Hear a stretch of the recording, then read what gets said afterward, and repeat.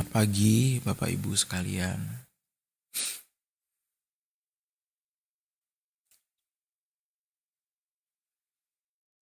Di dalam Ibrani 12 ayat yang ke-6 dikatakan, karena Tuhan menghajar orang yang dikasihinya dan ia menyesah orang yang diakuinya sebagai anak. Sekali lagi saudara, karena Tuhan menghajar orang yang dikasihinya dan ia menyesah orang yang diakuinya sebagai anak. Ayat ke-7, jika kamu harus menanggung ganjaran, Allah memperlakukanmu seperti anak. Di manakah terdapat anak yang tidak dihajar oleh ayahnya? Nah, Bapak Ibu Saudara sekalian, salah satu alasan yang biasanya saya temukan ketika berbicara mengenai kehidupan yang kudus, ketika berbicara mengenai komitmen untuk mengikuti Tuhan, mengiringi Tuhan secara total dalam hidup adalah ketakutan ketika seseorang itu harus diproses. Ketakutan ketika seseorang itu harus menerima bagi banyak orang masalah ya. Masalah ataupun problem, ya mungkin kekecewaan ataupun kesedihan. Yang sangat bisa bahkan rasanya pasti bisa kita lewati atau kita dapatkan ketika kita mau mengiringi Tuhan, saudara. Banyak orang takut akan proses ini. Mereka beberapa kali berkata kepada saya, aduh saya takut nih, aku takut nih Ko Evan. Kuat gak ya? Aku kuat gak ya Ko? Aku kuat gak ya Pastor? Saya takut tidak kuat. Begitu. Tetapi pagi hari ini kita diingatkan bahwa justru ketika kita diproses berarti kita dikasihi. Yang arti lainnya juga, kalau kita menerima problem masalah ataupun kekecewaan, terlepas dari mungkin kesalahan kita ataupun bukan kesalahan kita, itu bisa jadi adalah satu cara Tuhan untuk menyempurnakan kita. Tadi saya menggunakan perkataan, bisa salah kita ataupun bukan kesalahan kita. Kenapa? Karena ada kalanya ketika kita melakukan suatu hal dan kita tidak menyadari itu kesalahan, tetapi hal itu bisa menjadi satu proses pendewasaan. Atau mungkin Tuhan mengizinkan satu hal terjadi, Tuhan mengizinkan kita bisa jatuh, padahal kita bisa tidak jatuh ya saudara. Jangan berpikir kita pasti jatuh atau Tuhan sengaja mendorong kita jatuh, tidak ada hal seperti itu. Tetapi Tuhan bisa mengizinkan kita jatuh di dalam kesalahan kita. Dan itu bisa menjadi satu proses pendewasaan kita. Kalau kita kembali kepada Tuhan dan kita berkata, aku mau mengasihimu ya Tuhan. Kesalahan kita bisa menjadi satu proses pendewasaan. Atau bahkan tadi saya katakan sekali lagi ya Bapak Ibu, Saudara sekalian, teman-teman. Hal yang bukan menjadi satu kesalahan kita pun kita bisa menjadi satu proses pendewasaan. Tetapi intinya ada satu proses yang akan kita lewati dalam pengiringan kita akan Tuhan agar kita semakin matang.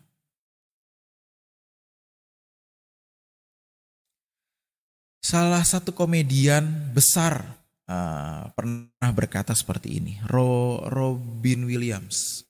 Dulu film Jumanji zaman dulu Bapak Ibu, kalau mungkin Bapak Ibu ingat tahun 90-an. Mungkin teman-teman yang kelahiran tahun 2000 atau kelahiran tahun 90-an mungkin lupa. Film Jumanji. Robin Williams atau Robbie Williams ya? Robin Williams.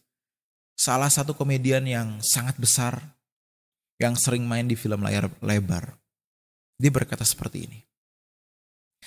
Dompet yang kosong, perut yang lapar, dan ditinggalkan orang adalah pelajaran yang sangat berharga atau sangat menggores hidup kita atau sangat kita ingat.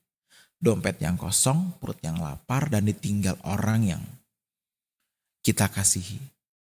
Itu adalah satu pembelajaran yang mahal.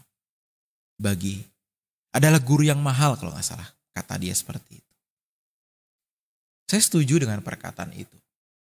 Kenapa? Karena biasanya kekecewaan itu lebih menggores dibanding kebahagiaan. Kesedihan kita, permasalahan kita, kekecewaan kita, ketika kita ditinggal orang, dihianati, ketika kita one day dibawa ke dalam satu kondisi atau mungkin kita pernah melewati kondisi di mana bisnis kita jatuh, usaha kita runtuh, dompet kita tipis sampai kita beli makan saja sulit, sampai mungkin ada di antara kita yang pernah melewati beli satu makanan bisa dimakan bareng-bareng satu keluarga berempat. Atau mungkin Pak Eras pernah berkata satu telur bisa dibagi 4, dibagi 2. Hal yang sifatnya itu mungkin saya menggunakan kata menyedihkan atau kekecewaan ya Bapak Ibu, membuat kita kecewa ataupun sedih ataupun terluka. Itu bisa lebih menggores dibanding kebahagiaan. Karena itu di dalam Ibrani 12 ayat yang ke-6 dikatakan Tuhan menghajar orang yang dikasihi. Justru ketika aku sayang kamu, aku menghajar kamu. Nak. Bapak mungkin berkata seperti itu. Kenapa? Karena ketika aku menghajar kamu, kekecewaan atau pukulan yang kuberikan ini membuat kamu semakin matang. Membuat kamu semakin dewasa. Terlepas dari kesalahanmu ataupun bukan kesalahanmu. Tetapi segala hal akan mendatangkan apa? Kebaikan. Segala hal itu mendatangkan kebaikan bagi orang yang mengasihinya.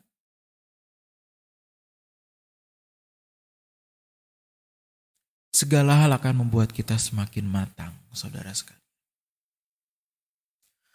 Karena itu buat Bapak Ibu, saudara sekalian ataupun rekan-rekan yang sedang mengalami masalah hari ini. Jangan sampai masalahmu membuat engkau justru lari dari Tuhan. Jangan sampai justru masalahmu membuat engkau jauh dari Tuhan. Jangan, terbalik. Kamu salah, saudara salah. Tapi aku malu ketemu Tuhan. Pasti ada yang berkata seperti itu. Tapi aku malu, aku bikin kesalahan yang fatal, aku bikin satu dosa yang memalukan.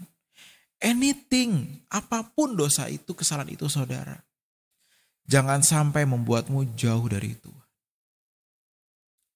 Tetapi sebaliknya, ketika engkau mengasihi Tuhan secara sungguh-sungguh, justru kesalahanmu, lukamu, kekecewaanmu terhadap hidupmu, harusnya membuat engkau semakin bergantung erat kepada Tuhan.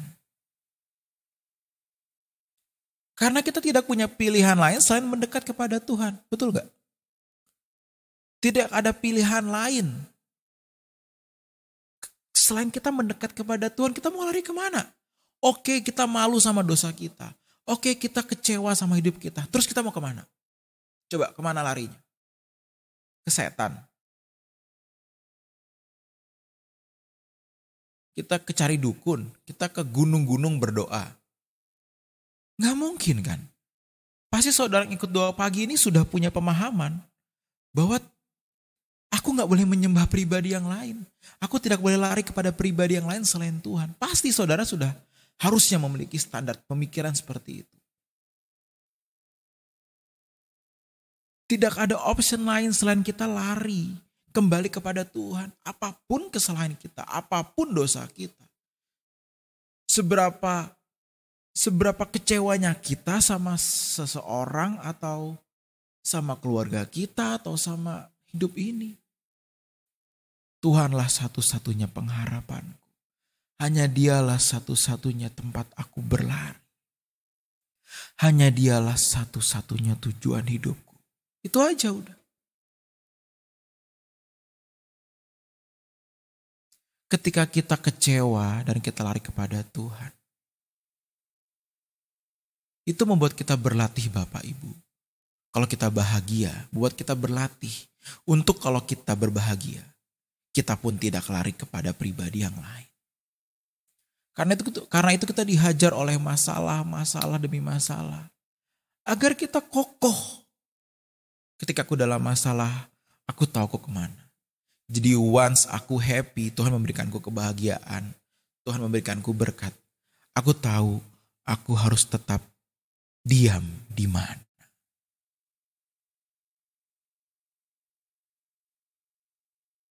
Sehingga kita bisa dipercaya oleh Tuhan berkat. Ya bisa berkat finansial juga. Berkat finansial, uang dan segala macam. Mudah sekali Tuhan memberikan kita berkat. Ya ampun. Dia Tuhan Bapak Ibu. Bapa, ada Allah Bapa. Susahnya apa sih kasih kita berkat? Tetapi kalau itu membuat kita menjadi rusak dan tidak bergantung kepada Tuhan, kita tidak mungkin menerima itu. Karena itu Bapak Ibu, saudara sekalian, ketika kita dalam kondisi yang mungkin sulit hari ini Bapak Ibu, mari kita kembali kepada Tuhan.